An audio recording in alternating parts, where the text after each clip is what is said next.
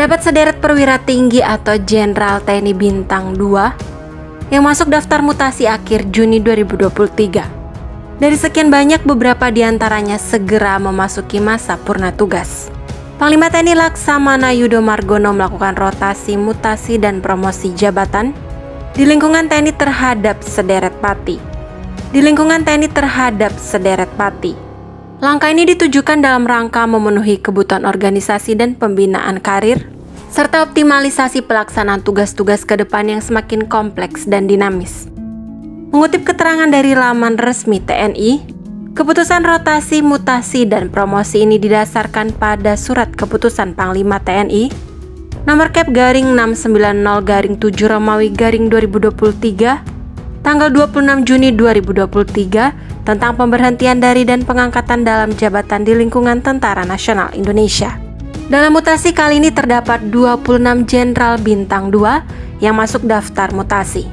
Menariknya, 2 diantaranya adalah putra terbaik Batak. Lalu siapakah mereka?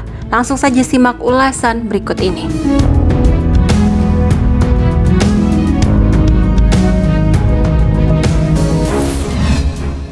Yang pertama adalah Maijen TNI Lismer Lumban Siantar.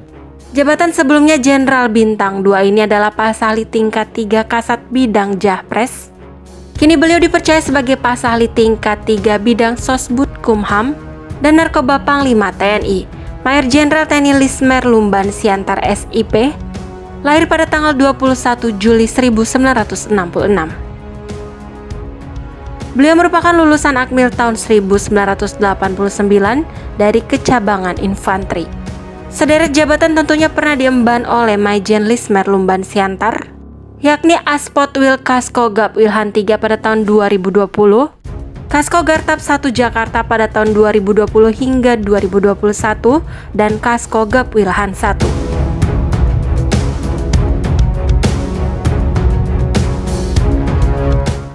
Yang kedua adalah Laksamana Muda TNI Antongan Simatupang.